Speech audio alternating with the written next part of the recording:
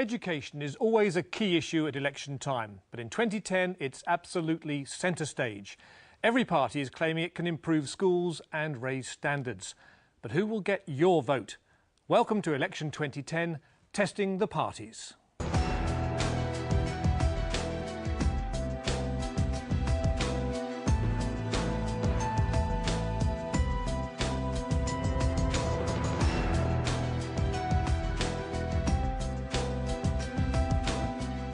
Hello and welcome to the programme.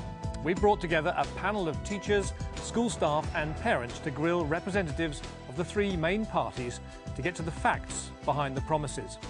In the hot seat is Conservative MP Nick Gibb, Shadow Education Minister. He'll be facing our panel of school staff. Let me introduce them. Catherine Myers is the Royal Air Force Head Teacher of the Year in a secondary school in London. She's Executive Head of Bishop Challoner Catholic Collegiate School, Britain's first federated school. Steve Mills won Primary Teacher of the Year at the Teaching Awards 2009. He works at the William Ransom Primary School in Hertfordshire. Teaching Assistant Trish Gribble is Deputy Director of the Sixth Form at Stoke Damerel College in Plymouth and is the TDA's Teaching Assistant of the Year. And Chair of Governors Spiros Ilia was awarded DCSF Governor of the Year for his work at Bryndish and Hither Green Primary Schools. He's also a professional tutor for Teach First.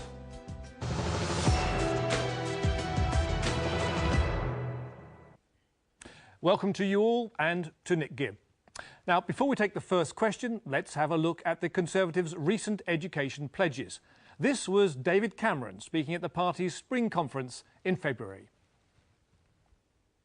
We are going to bust open the state monopoly. We are going to say to the churches, the charities, the voluntary bodies, come in and set up new great schools, sometimes small schools, so that we can have the diversity, the choice and the competition that's there in the private sector for the wealthy. I want it in the state sector for everyone, especially the poorest in our country.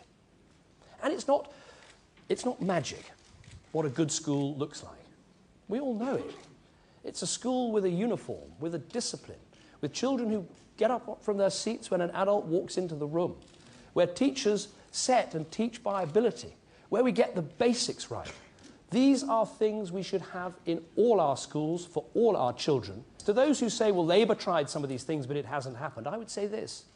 Imagine what you could achieve if you're not having to placate some left-wing Labour MPs, if you're not having to cut deals with the teaching unions, if you're prepared to be clear to local education authorities about what their role would be. Just imagine what you could achieve. And we will have the attention to detail that has been so lacking. Michael Gove and I were looking at the history curriculum recently for 11 to 13-year-olds. There are only two historical figures mentioned, Wilberforce and Equiano. But what happened to Churchill? What happened to Florence Nightingale? What happened to the heroes of the Industrial Revolution? Britain has got the proudest, the most incredible history of any country in the world. Is it too much to ask that we teach our children about it?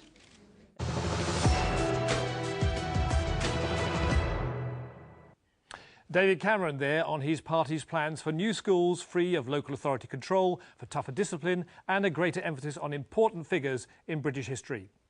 So, Nick Gibb, Swedish schools and Churchill, what else have you got on offer? Well, the key theme behind our reforms is trusting professionals. And one of the hallmarks of Labour over the last 13 years is this over-centralised, prescriptive approach to education policy. The fortnightly Lever Arch files landing on the desk of the head teacher, the initiatives that keep coming from the department week after week. And those initiatives all require somebody to read them, somebody to implement them, meetings to be held. And we think that's the wrong approach. We need to have more freedom for professionals, more autonomy for schools. And that's the essence of both the Swedish model, as it's called, and also our anti-bureaucratic approach to education policy. So freedom is your overriding theme. Well, let's see what our panel's questions are all about. Let's begin with Catherine. Nick, the Conservative Party has promised to exempt the best schools from Ofsted so that they can concentrate, so that Ofsted can concentrate on problem schools. Surely this is as illogical as saying that a best car doesn't need an MOT. So how can you ensure that these schools who are exempt from Ofsted don't become complacent? It's a very good question. outstanding schools, good schools that are exempt from Ofsted won't be exempt forever. There'll be a traffic light system of warning. So, for example, if the results start to decline, if there's a large turnover of teachers, we'll look at the truancy rates, and if there's a complaint from parents, all those things will trigger an Ofsted inspection, which will then indicate whether the school is still outstanding and therefore exempt from future Ofsted inspections. But we believe very strongly that the resources of the state need to be focused on those schools that are underperforming, so we can make sure over time that all children from wherever they go to school are attending a good school. That's the focus of our reforms. You happy with that, Catherine? If you are going to bring about a traffic light system in the recession, in times of not having sufficient funds, how would you pay for this? And wouldn't the money be better spent in schools or in inspection? Yes, well, we're not intending to ratchet up the Ofsted's budget. The point is, given Ofsted's limited intended to resources, reduce it? No, we're talking about focusing those resources into areas where it's better spent. It's better for the time of inspectors to be spent in poorer schools that are struggling than in schools that are doing well. But of course we have to make sure that they are still doing well, and that's what the traffic light warning system's all about. Are there some areas that you'll be asking Ofsted to spend less time, and indeed to stop looking at, because you've talked about them focusing on teaching and learning more? Yes, there are 18 different categories in the Ofsted inspections. We want to reduce that to simply 4. Leadership, teaching, well-being, safeguarding, and also attainment. Those are the 4 key things that Ofsted should be looking at. OK, thank you very much. Can Steve, I also say we'll go to Steve first, we may come back to other questions in a moment. Thanks, Nick. I'm interested to hear your proposal about allowing head teachers to pay more for good staff at their school. Currently, schools work on an average salaries formula, which means those schools with more experienced staff, a stable workforce, end up having to pay or have less money for the other parts of the education. How will you fund or make more money available for schools with more experienced staff? Well, again, this is all about trusting professionals, trusting head teachers. We want to give them a greater flexibility to be able to pay teachers more so they can attract the best staff to their school. So what we intend to do over time is to get more and more flexibility for head teachers so that they can run their school in the way they see fit to raise standards. And they won't have flexibility unless they've got the money to do it, will they? That's the key point that Steve's making. That's it. The budget is set, and X% is used for teachers' salaries. If the schools have an experienced staff, that percentage is higher than in a. So they can distribute the cake as they like, but the size of the cake is what you're asking about. Well, that's going to be an issue for any government after the election, faced with constraints. But we do intend to make sure that money goes to the front line, will be safeguarded.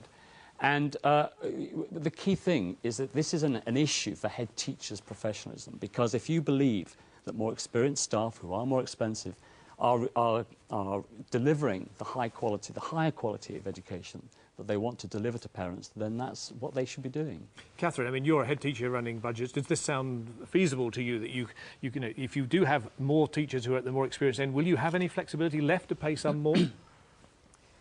I think that as far as funding's concerned, the budgets just now have allowed us to have lots of innovation and lots of projects running.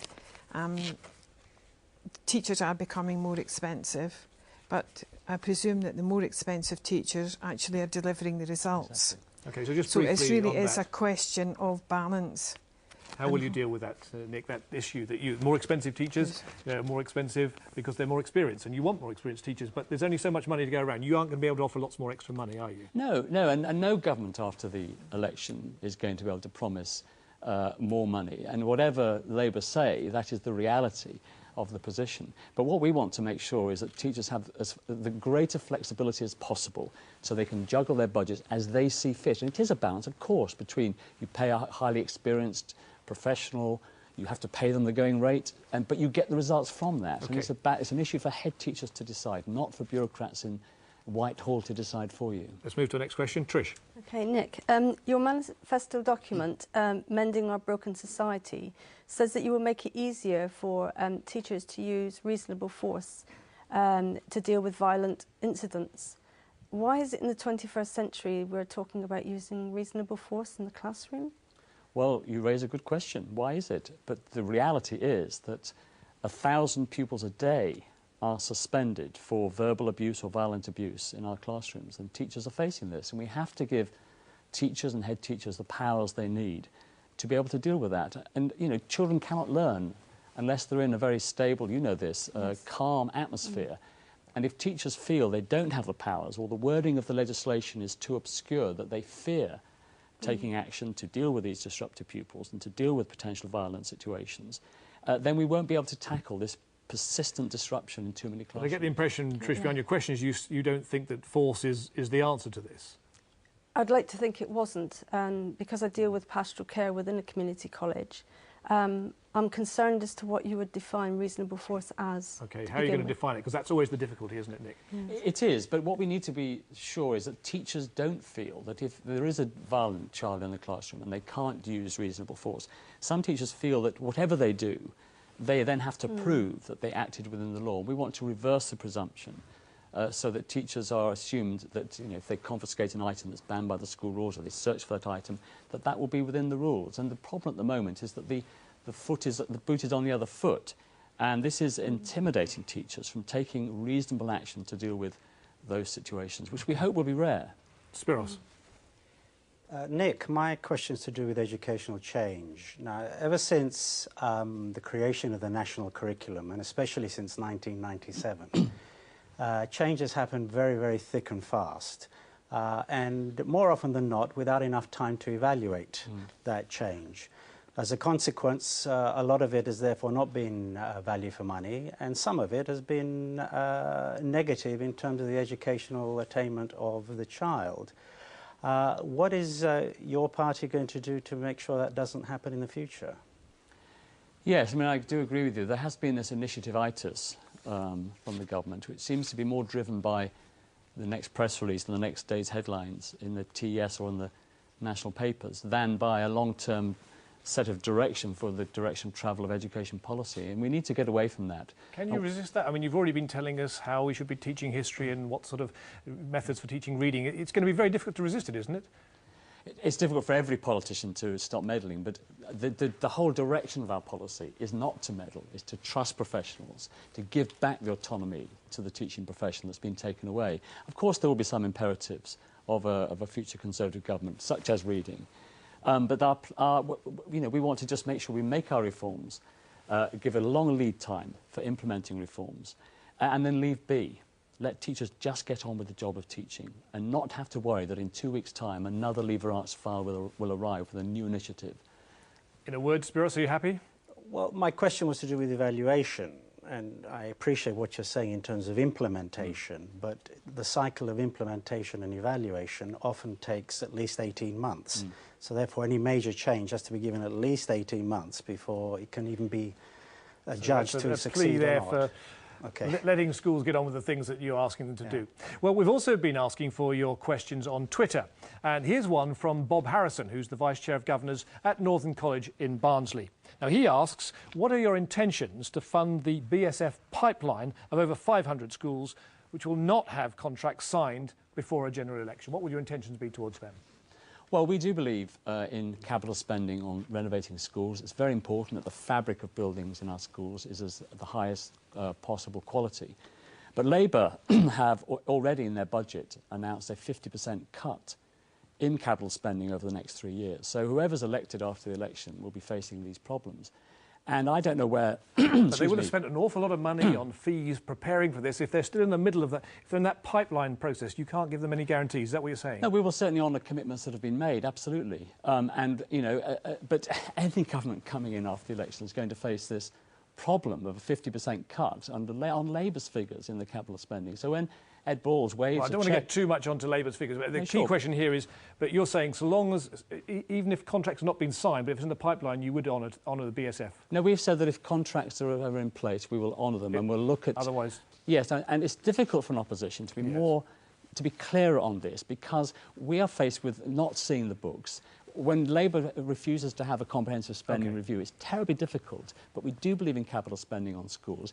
But the whole country is faced with Labour's inheritance of a 50% cut in capital spending. So that's as far as I'm able to go. All right, thank you very much. Now, to hear what others want to know from the politicians, our reporter Laura Turner went to speak to staff at the City Academy in North London. Here are their questions for Nick Gibb. My name's Dion White. I'm a literacy coordinator. My question goes out to Nick Gibb. I would like to know, why are you reintroducing phonics into literacy? Thank you. Hello, my name's Gareth Lewis. I'm a teacher of English and Media Studies. I'm also a staff governor at the City of London Academy, Islington. My question for Nick Gibb is, what can your party offer in terms of equality of opportunity for children as they begin their lives and go through their compulsory education? Hi, my name's Faye Benson. I'm an NQT humanities teacher. I would like to ask Nick Gibb about his free school proposals. Will you be allowing parents to set up their own free schools in areas where there are already surplus school places? And if so, do you accept that this will unfairly disadvantage those people from the poorest and most challenging backgrounds by creating a two-tier system?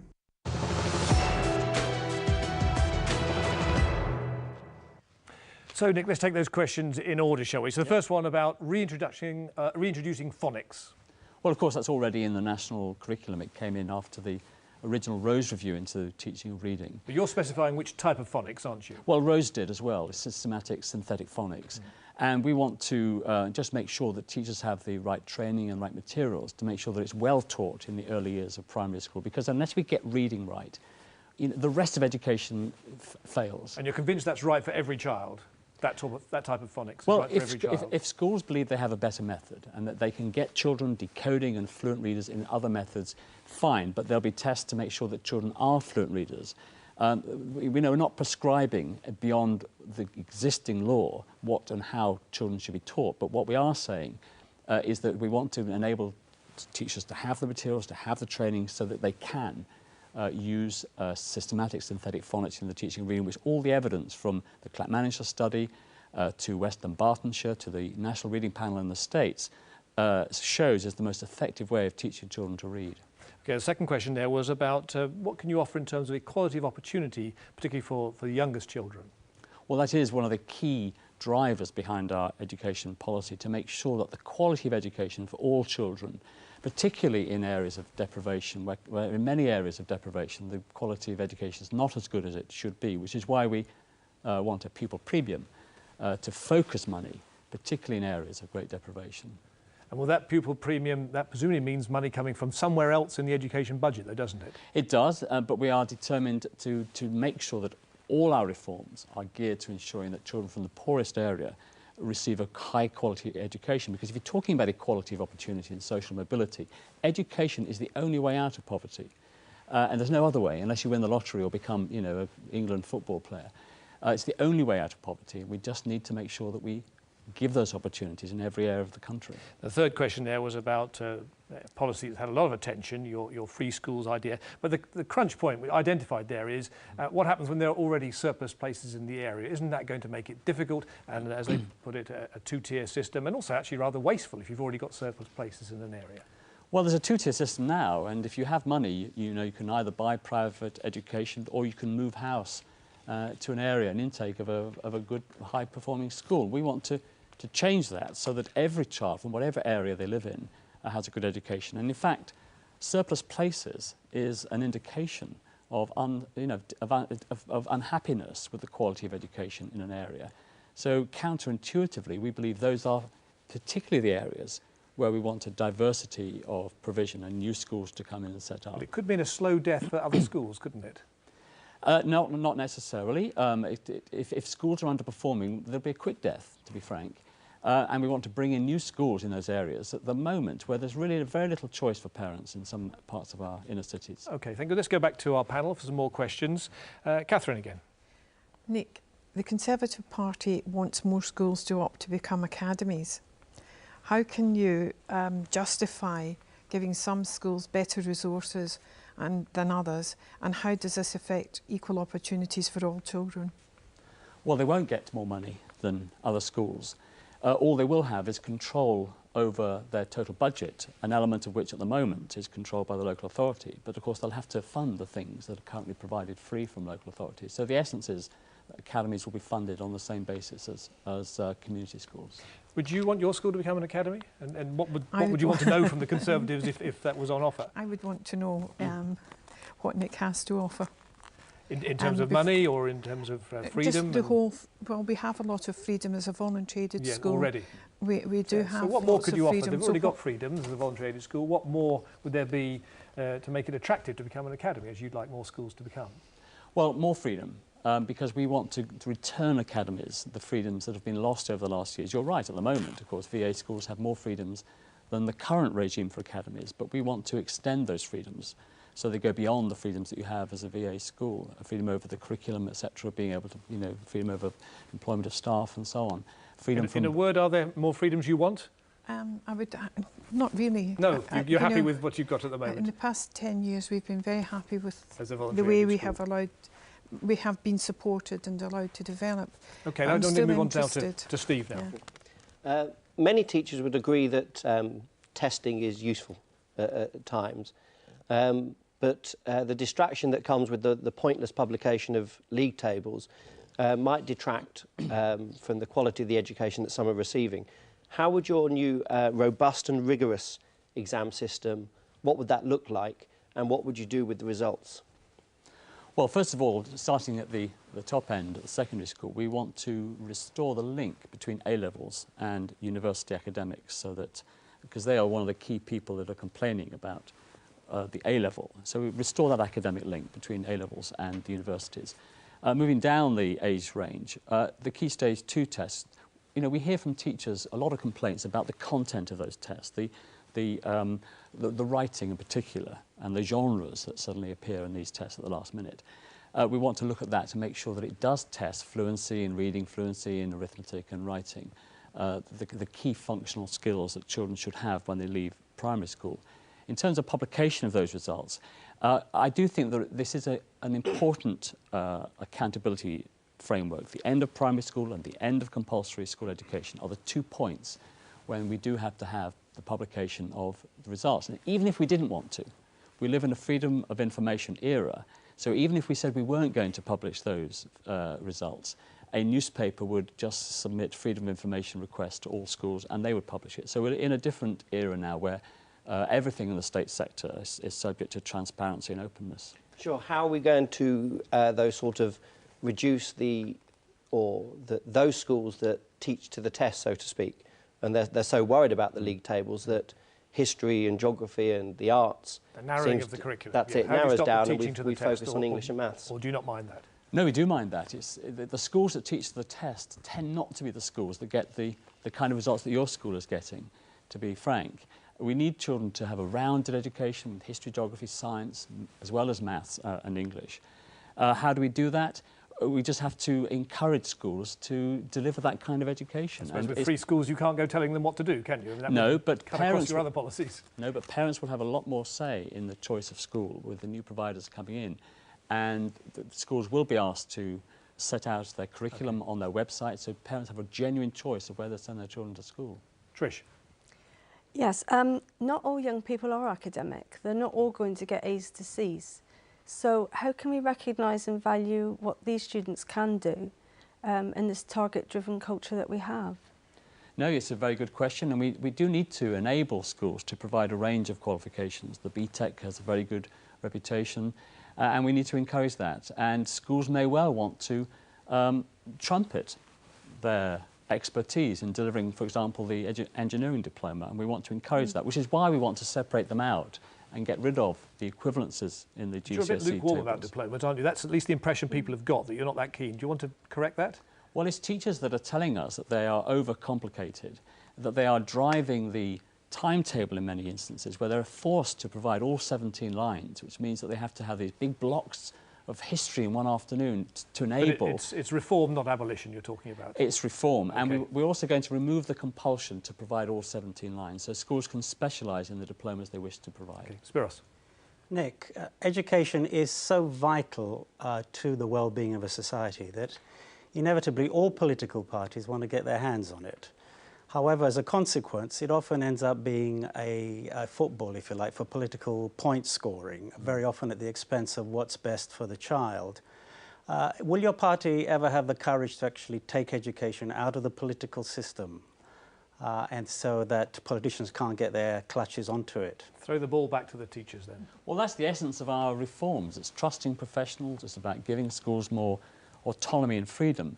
The problem is, though, if you have a state-funded education system, which we have, and we will always have, there will always be the involvement of democracy and politicians in the provision of that education. The key, though, is to resist the temptation to meddle every 2 weeks and to announce things because it makes a very good headline in the newspapers the next day. That's what's got to be resisted. And I think I believe that an incoming Conservative government, if we are fortunate to be elected, won't take that short-termist approach. You have one quick comeback. Is there any area you want to guarantee you won't interfere Just simply in? say that can still happen, but you can use a school model where you have the school or education run by professionals, but you have a governing body where politicians can be on. But that would negate the direct access of the politicians' leave it to the governing body. clutches. That's where the politicians can have influence rather than from central diktat. Well, exactly, which is really what our free schools approach is. It's about bringing in new providers who are completely independent of bureaucrats, whether they are local government or national government, and they will survive or fail depending on how many parents are attracted to that school for their pupils. Thank you very much, Nick Gibb, and to our panel. And that's just about all we've got time for. Now, don't forget you can keep up to date with the latest education news on the Teachers TV News website. That's at teachers.tv/news. Or join the debate on Twitter. Just search for Teachers TV News. I'll be back with the Labour and Liberal Democrat election programmes. Do join me then.